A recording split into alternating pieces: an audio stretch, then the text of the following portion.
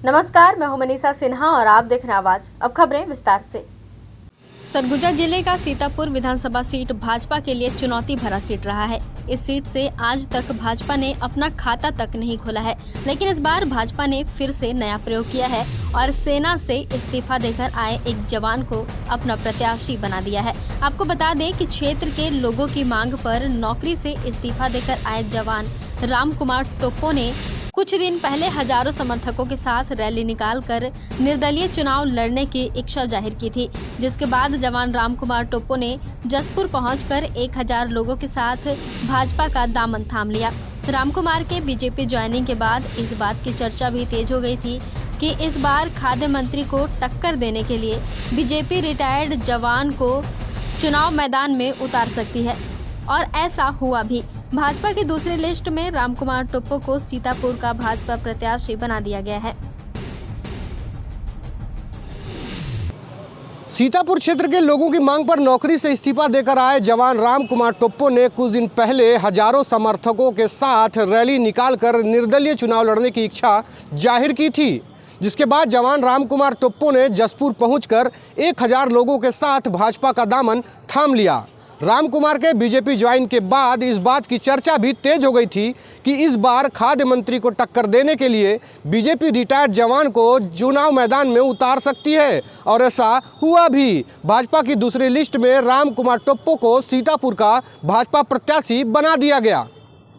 आपको बता दें कि सेना से इस्तीफा देकर चुनाव लड़ने के लिए तैयार जवान राम कुमार टोप्पो ने अपने हजारों समर्थकों के साथ सीतापुर में शक्ति प्रदर्शन किया था और आम लोगों से चुनाव लड़ने या ना लड़ने की बात कही थी, जिस पर इनके समर्थकों ने चुनाव लड़ने की बात कही थी। जिसके कुछ दिनों के बाद जवान राम कुमार टोप्पो सीतापुर से 100 चार पहिया वाहन में 1000 समर्थक के साथ जसपुर पहुंचे, जहां भाजपा के परिवर्तन यात्रा के दूसरे चरण के शुभारंभ में भाजपा राष्ट्रीय अध्यक्ष जेपी नड्डा समेत तमाम बड़े भाजपा नेता पहुंचे हुए थे।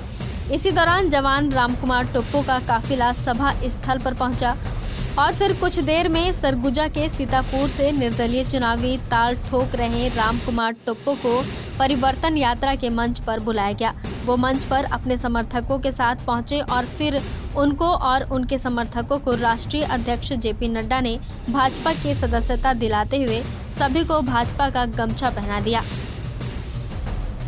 भाजपा के परिवर्तन यात्रा के दूसरे चरण के शुभारंभ में भाजपा राष्ट्रीय अध्यक्ष जेपी नड्डा समेत तमाम बड़े भाजपा नेता पहुंचे हुए थे। इसी दौरान जवान राम कुमार टोप्पो का काफिला सभा स्थल पर पहुंचा और फिर कुछ देर में सरगुजा के सीतापुर से निर्दलीय चुनावी ताल ठोक रहे राम कुमार टोप्पो को परिवर्तन यात्रा के मंच पर बुलाया गया। वो मंच पर अपने समर्थकों के साथ पहुंचे और फिर उनको और उनके समर्थकों को राष्ट्रीय अध्यक्ष जेपी नड्डा ने भाजपा की सदस्यता दिलाते हुए सभी को भाजपा का गमछा पहना दिया।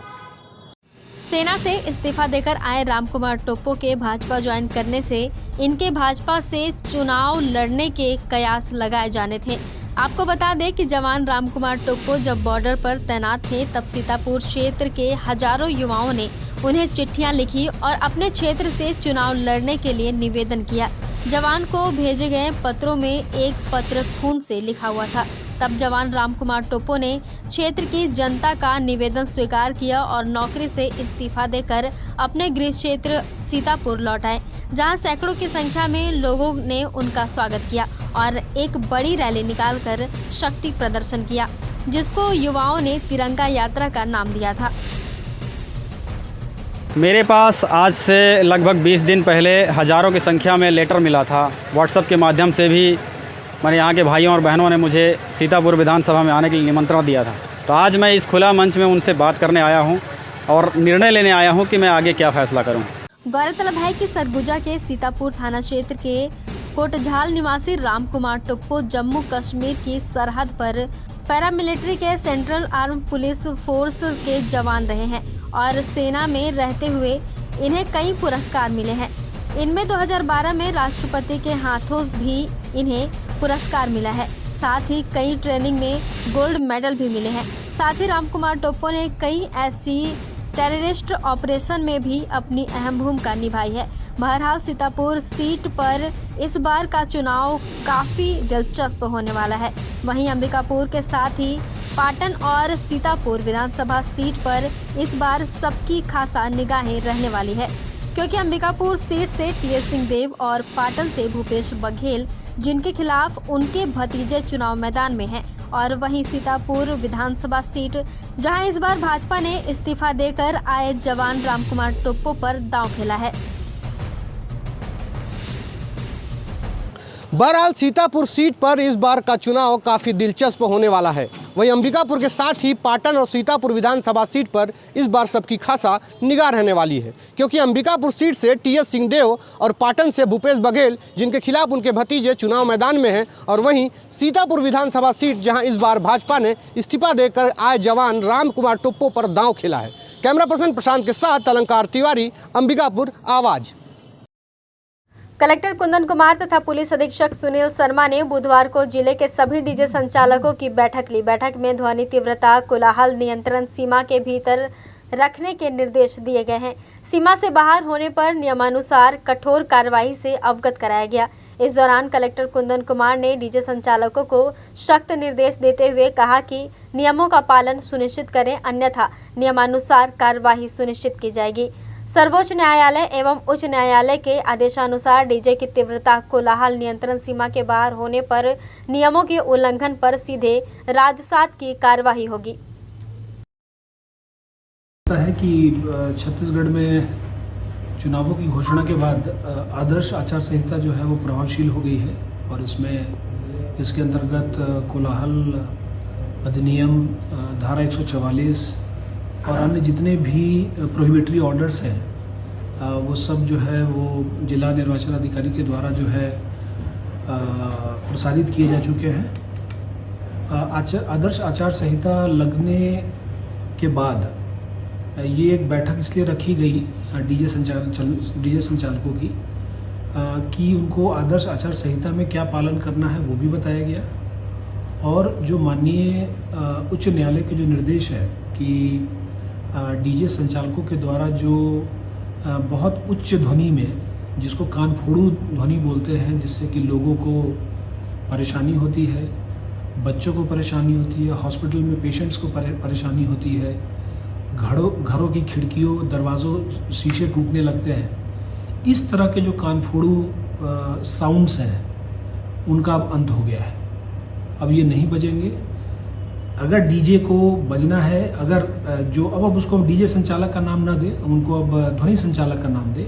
जितने भी ध्वनि संचालक का जो साथी आए हुए थे उनको ये बताया गया कि आपको अपने व्यवसाय को अगर चलाना है तो आपको साउंड लिमिटर रखना पड़ेगा, और आपको खुद बताना पड़ेगा कि अगर हम 10 बजे सवेरे से लेकर शाम के 6 बजे तक बजा रहे हैं, सवेरे 6 बजे से रात के 10 बजे तक बजा रहे हैं, तो हमारा जो साउंड लिमिट है वो साउंड लिमिट की जानकारी भी उनको दी गई। अगर उसका पालन नहीं होता है तो उसको सबसे पहले जब्त किया जाएगा, उसको जब्त करके न्यायालय में दिया जाएगा, और न्यायालय में देने के बाद उसको राजसात की कार्रवाई की जाएगी, और जो पर्यावरण के नियम है उसमें 1 लाख रुपए का जुर्माना और 5 साल की सजा, और बोथ मतलब दोनों भी हो सकता है अगर हैबिचुअल ऑफेंडर, अगर बार बार वही डीजे संचालक बार बार वही काम कर रहा है। कुल मिला के माननीय हाईकोर्ट एवं माननीय मुख्य सचिव महोदय के निर्देशों के अनुसार ये निर्देश जो है हम लोगों ने सभी जिले के डीजे संचालकों को दिया है। आपके माध्यम से, मीडिया के साथियों के माध्यम से मैं जितने आयोजक हैं जो इन डीजे संचालकों का, चाहे कोई समाज हो या कोई धार्मिक संगठन हो, उनसे ये अपील करना चाहूँगा कि डीजे संचालकों को जो ये निर्देश दिए गए हैं ये माननीय उच्चतम न्यायालय एवं उच्च न्यायालय के निर्देशों के आधार पर दिए गए हैं, और इसका परिपालन हमको करना ही है, और हमको हमारी रिस्पॉन्सिबिलिटी, जो जिला प्रशासन की रिस्पॉन्सिबिलिटी है कि अगर इसका अनुपालन नहीं किया जाएगा तो जो कोई भी हो, डीजे संचालक हो, अगर किसी आयोजन में बज रहा है तो आयोजकों पे भी कार्रवाई हो जाएगी। तो उनसे मेरा यही आग्रह है, निवेदन है कि आप जो निर्देश हैं उच्चाधिकारी कार्यालय से और माननीय उच्चतम न्यायालय के, उच्च न्यायालय के निर्देशों का पालन करने में प्रशासन का, जिला प्रशासन का सहयोग करें। आदर्श आचार संहिता के जो नियम है, गाइडलाइंस है, उसका अनुपालन करें, और जिला प्रशासन को एक निष्पक्ष और फ्री एंड फेयर इलेक्शंस कराने के लिए जो माहौल बनना चाहिए ज़िले में, और जो बना हुआ है उसको मेंटेन करने के लिए जो है जिला प्रशासन का सहयोग करें। जी, शहर के सभी डीजे संचालकों की मीटिंग अभी आयोजित की गई थी कलेक्टर सभागार कक्ष में। माननीय कलेक्टर सर की अध्यक्षता में सभी अधिकारीगण उपस्थित थे और सभी डीजे शहर के जो संचालक हैं वो लोग आए हुए थे। लगभग 100 की संख्या में डीजे को बुलाया गया था। क्योंकि आदर्श आचार संहिता लागू है शहर में, तो इस दृष्टिकोण से उनको समझाइश दी गई थी कि किसी प्रकार का उल्लंघन जो माननीय सुप्रीम कोर्ट के डिसीजंस हैं, हाई कोर्ट के डिसीजंस हैं, माननीय मुख्य सचिव के निर्देश हैं और माननीय अन्य समय समय पे जो भी निर्देश शासन के द्वारा दिए जाते हैं, चाहे एनवायरनमेंट डिपार्टमेंट या किसी अन्य डिपार्टमेंट से, उन सभी का पालन उनको सख्ती से करना है। किसी प्रकार का उल्लंघन न करें, क्योंकि त्यौहार का सीजन आ रहा है। अभी दुर्गा अष्टमी आने वाली है, साथ ही साथ दशहरा आ रहा है, फिर दिवाली है। तो इस समय पे हमने ऑब्जर्व किया पिछले सालों में कि इस समय पे उल्लंघन, कोलाहल अधिनियम और इस तरीके से होता है, जिससे शहर के नागरिक बहुत तंग हो जाते हैं। बुजुर्ग लोग, बच्चे लोग, आम जनता, इससे बहुत ज़्यादा परेशानी का सामना उनको करना पड़ता है। तो इसके मद्देनजर उनकी मीटिंग ली गई, उनको सख्त निर्देश दिए गए कि किसी प्रकार के डीजे या लाउड स्पीकर जो ध्वनि सीमाओं का उल्लंघन करेंगे उन पर सख्त कार्रवाई की जाएगी। साथ ही साथ एनवायरमेंटल एक्ट के तहत जो सख्त प्रावधान है, जिनमें 5 वर्ष की सजा का प्रावधान है, 1 लाख तक के जुर्माने का प्रावधान है, उन धाराओं का भी प्रयोग इस बार डीजे संचालकों के विरुद्ध किया जाएगा यदि उनके द्वारा किसी भी प्रकार का कानून का उल्लंघन किया जाता है। वक्त हो चला है छोटे से ब्रेक का, मिलते हैं ब्रेक के बाद। सरगुजा संभाग का एकमात्र ट्रॉमा सेंटर, अत्याधुनिक उपकरण युक्त अस्पताल, आपका अपना जीवन ज्योति अस्पताल अंबिकापुर, जो तैयार है गंभीर रूप से घायल एवं बीमार मरीजों की सेवा के लिए। 24 घंटे आपकी सेवा में सदैव तत्पर।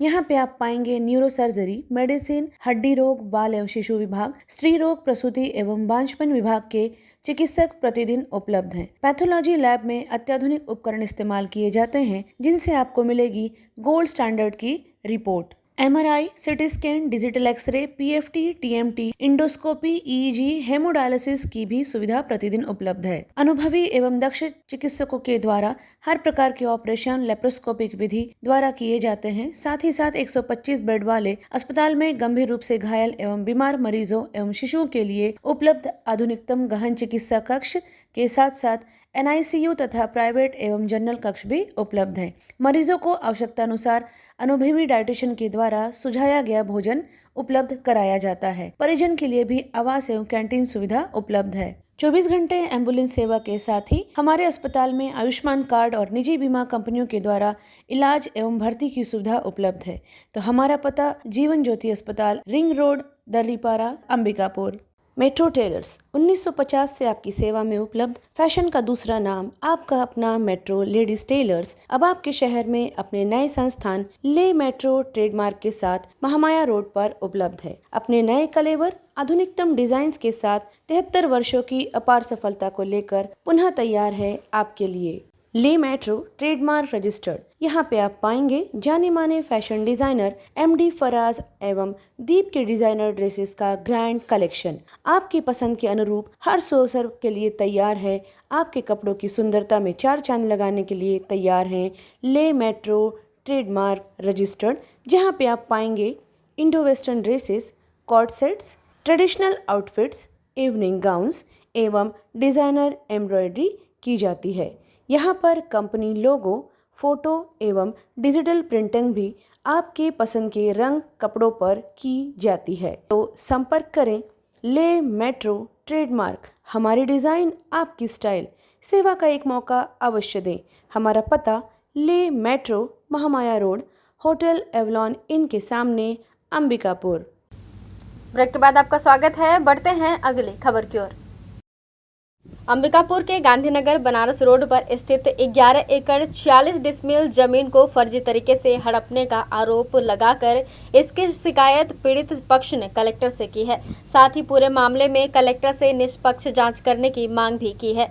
ज्ञापन सौंपने आए लोगों ने जमीन के फर्जी वाड़े का आरोप भाजपा के वरिष्ठ पार्षद आलोक दुबे और उसके भाई पर लगाया है। साथ ही बताया है कि कई बार उनके द्वारा इन्हें मारने की धमकी देने के साथ ही घर में में आग भी लगाया गया है।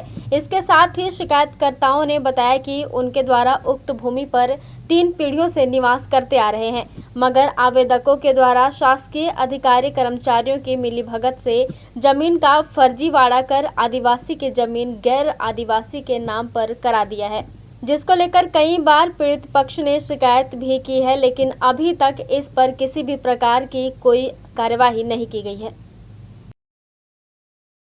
मेरे फुआ लोगों का ज़मीन जो था, उस ज़मीन पे मेरा भी मेरे बाबा घर बना करके रह रहे थे। उसी घर में मेरा घर परिवार भी रह रहा था। हम लोग उसी घर परिवार में रह रहे थे। अचानक इन लोगों ने कोर्ट का ऑर्डर बताते हुए सबसे पहले तो घर में आग लगा दिए और आग लगा करके हम लोगों को डरवाया धमकाया कि यहाँ से निकल जाओ, अन्यथा हम जागृति सिंह, बेवा जागृति सिंह है, मेरे फूफा जी नहीं हैं, आलोक दुबे और निमेश दुबे, उन लोगों के द्वारा डरवाया धमकाया कि तत्काल यहाँ से भाग जाओ, अन्यथा हम कभी भी जो है ना जान से मार देंगे, आग लगा देंगे। इस तरह से धमकी दिया गया था उन लोगों के द्वारा। कई सालों से उस ज़मीन को हड़पने की साजिश चल रही थी, लेकिन वो लोग कभी कब्जा नहीं कर पाए थे उस ज़मीन पे। कई पीढ़ियों से हम लोग पुरखौती, हमारा खुदकच्ची ज़मीन है और खुदकट्टी ज़मीन में हम लोग खेती बाड़ी करते अपना जीवन यापन करते हुए आ रहे थे। कितना ज़मीन था? 11 एकड़ ज़मीन है, 11 एकड़ 46 डिसमिल ज़मीन है। अब क्या चाहते हो, कहाँ है? आज हम लोग घर से बेघर हो गए, दूसरे यहाँ हम लोग जो है ना किराए पे रह रहे हैं, किराएदार हो गए। ऐसी स्थिति हो गई क्योंकि सबसे पहले तो उस घर में आग लगा दिया गया। क्या मांग करते हैं? मांग ये है कि वह ज़मीन आज भी 323/1 का जो है वो 9 एकड़ 46 डिसमिल ज़मीन आज भी हमारा छोटे झाड़ के जंगल ज़मीन के रूप में परिवर्तित जो है ना दिखता है। लेकिन वह हमारा सेटलमेंट अधिकार अभिलेख में आ गया था वह ज़मीन हमारा। आज हम लोग कलेक्टर महोदय के पास में आए हैं और माननीय कलेक्टर महोदय से ये चाहते हैं कि उस प्रकरण का पूरी तरह से जांच किया जाए। जिस तरह से उसका हेरा फेरी करते हुए ये जो आलोक दुबे, अतुल दुबे, आलोक दुबे और अनिमेश दुबे, ये षड्यंत्रपूर्वक अधिकारियों को अपने साथ में मिलाते हुए खरीद बिक्री करते हुए, दस्तावेज में हेरा फेरी करते हुए, ये जो षड्यंत्र पूर्वक उसमें अभय त्रिपाठी, कृपा शंकर त्रिपाठी, इन लोग भी शामिल हैं और प्रमोद मिश्रा, ये लोग भी उस जो है ना प्रकरण में शामिल हैं। उन लोगों ने बंदर बांट किया है। अभी हम चाहते हैं कि जो है ना उसकी पूरी तरह से जांच हो और जो तहसीलदार उस समय की जो तहसीलदार जो जांच प्रतिवेदन पेश किए हैं उसमें कहे कि जो रतन चंदपुरी का जो ज़मीन था वो उनको फर्जी पट्टा दिया गया था। उस पट्टा को निरस्त करते हुए कंवल साय बंधन गोंड के नाम पर रिकॉर्ड दुरुस्त किया जाए, जिसका कापी हमने कलेक्टर महोदय को दिया है। आज समस्या ये है कि जो फुंदरू डिहारी का ज़मीन है वो आदिवासियों को कब्जे और पट्टे वाली ज़मीन है। 1954 का अधिकार अभिलेख है। उस ज़मीन को जो प्रशासनिक अधिकारी हैं या जो दुबे परिवार हैं, बिल्डर्स लोग, उन लोग सरकारी अधिकारी कर्मचारियों को खरीद के शेड्यूल एरिया का ज़मीन भू राजस्व संहिता 1959 की धारा 165(6)(1) और क ख ग यह कहता है कि अनुसूचित जनजाति का ज़मीन किसी गैर जनजाति के नाम से हस्तांतरण हो ही नहीं सकता है। यहाँ नियम विरुद्ध हुआ है टोटल। जब रकबा खसरा बना तो नक्शा भी होना चाहिए, नक्शा गायब।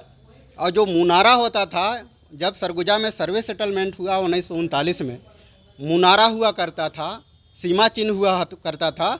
उस सीमा चिन्ह को हटा करके और दूसरे जगह फीता और नापी ले करके दूसरे का ज़मीन को नाप करके दिया जा रहा है। और अभी अभी बरसात के दिन में, जबकि एक चिड़िया को भी अपना घोंसला से अलग करने का किसी को अधिकार नहीं, क्योंकि प्रकृति में उसका भी अधिकार है, उस चिड़िया का भी, मानव को जितना अधिकार है उतना उस चिड़िया को भी अधिकार है।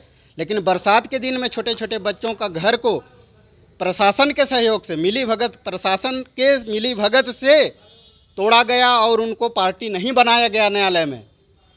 उनको जो पक्षकार थे उनको न्यायालय में पार्टी नहीं बनाया गया है और अधिकारियों को पार्टी बना करके खाली करा गया है। ये कानून का घोर उल्लंघन किया गया है। ये शेड्यूल एरिया का मामला है और शेड्यूल एरिया में किसी भी अधिकारी का मनमानी नहीं चलेगी, क्योंकि कोई भी अधिकारी संविधान से न बड़ा है न कानून से बड़ा है। क्योंकि कोई भी अधिकारी को संविधान का अनुच्छेद 375 के संविधान के दायरे में रह के काम करना है।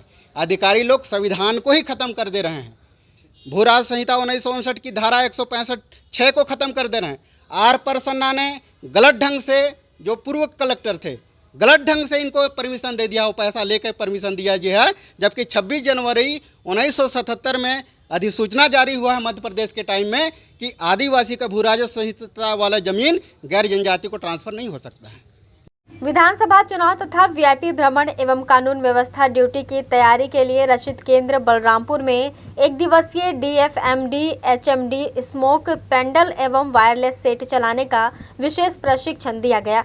बलरामपुर पुलिस अधीक्षक डॉक्टर लाल उमेद सिंह ने जानकारी देते हुए बताया कि जिले के 52 पुलिस अधिकारी कर्मचारियों को सुरक्षा के दृष्टिकोण से विशेष प्रशिक्षण दिया गया। विधानसभा चुनाव के दौरान सेट चलाने, स्मोक कैंडल एवं वीआईपी ड्यूटी कानून व्यवस्था में जवानों की महत्वपूर्ण भूमिका होती है। इसको देखते हुए उन्हें विशेष प्रशिक्षण दिया गया है ताकि समय के वक्त प्रशिक्षण का उपयोग कर अपने कर्तव्यों का निर्वहन निष्ठा के साथ कर सकेंगे।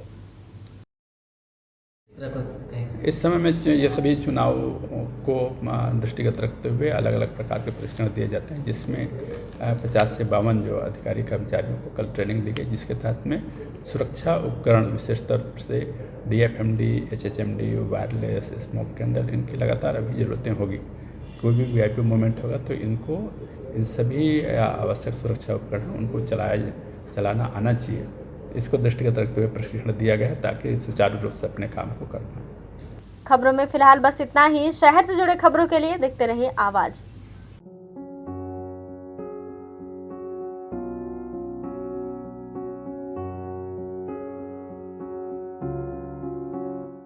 क्या आप संतान सुख से वंचित हैं?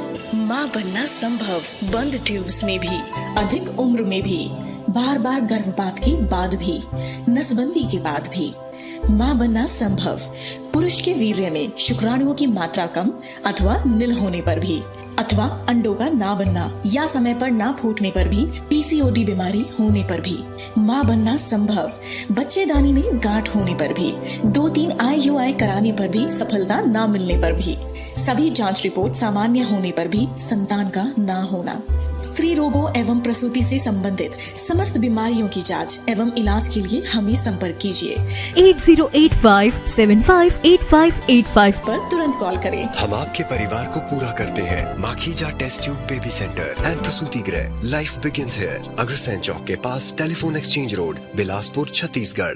Shri Mahavir multi speciality hospital, Sai Mandir के सामने, गांधीनगर, अंबिकापुर। विश्वसनीय एवं कुशल डॉक्टर्स की उपस्थिति। प्रतिदिन आप पाएंगे जनरल एवं लेप्रोस्कोपिक सर्जन डॉक्टर सुधांशु किरण, स्त्री एवं प्रसूति रोग विशेषज्ञ डॉक्टर सुषमा रवि, हड्डी एवं ट्रॉमा विशेषज्ञ डॉक्टर अनुरंजन दुबे एवं मेडिसिन, शुगर एवं हृदय रोग विशेषज्ञ डॉक्टर अर्पण सिंह चौहान।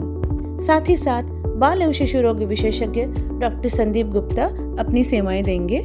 संस्थान में आप पाएंगे 70 बेड वाला आईपीडी भर्ती सुविधा के साथ साथ सिपाका चेन्नई की आईसीयू केयर की विशेष व्यवस्था, NICU जहां पे नवजात शिशु चिकित्सा आधुनिक सुविधा युक्त उपलब्ध है, प्राइवेट, सेमी प्राइवेट एवं जनरल वार्ड, अत्याधुनिक उपकरण युक्त 3 ऑपरेशन थिएटर, जनरल एवं लेप्रोस्कोपी सर्जरी, स्त्री एवं प्रसूति रोग, ICU एवं क्रिटिकल केयर, गर्भावस्था की संपूर्ण जाँच, प्रसूति, नॉर्मल एवं सिजेरियन, बांझपन की जाँच एवं ऑपरेशन किए जाते हैं। हार्निया, हाइड्रोसिल, पथरी, पाइल्स एवं अपेंडिक्स के ऑपरेशन की भी सुविधा उपलब्ध है। समस्त प्रकार के ऑपरेशन दूरबीन विधि के द्वारा किए जाते हैं। एम्बुलेंस सेवा उपलब्ध है। आयुष्मान कार्ड से भर्ती एवं ऑपरेशन भी किए जाते हैं। सिटी स्कैन, एक्सरे, सोनोग्राफी, संपूर्ण पैथोलॉजी की जांच, ECG की सुविधाएं, फार्मेसी। आज ही किसी भी आपातकाल में हमसे संपर्क करें। Shri Mahavir hospital, Gandhinagar, Ambikapur. SRS hospital, न्यूनतम दर, उच्चतम सेवा। आपके लिए लाए हैं निशुल्क डायलिसिस। SRS हॉस्पिटल अंबिकापुर में अब प्रधानमंत्री जन आरोग्य योजना के अंतर्गत आप करवा सकते हैं निशुल्क डायलिसिस। तो संपर्क करें SRS हॉस्पिटल, जिला अस्पताल रोड, मणिपुर स्कूल के सामने, अंबिकापुर। SRS hospital. अब हमारे हॉस्पिटल में आयुष्मान कार्ड के द्वारा भर्ती एवं ऑपरेशन की सुविधा भी प्रारंभ हो चुकी है। हमारे यहाँ इमरजेंसी एवं भर्ती सुविधाएं प्रतिदिन उपलब्ध रहती हैं।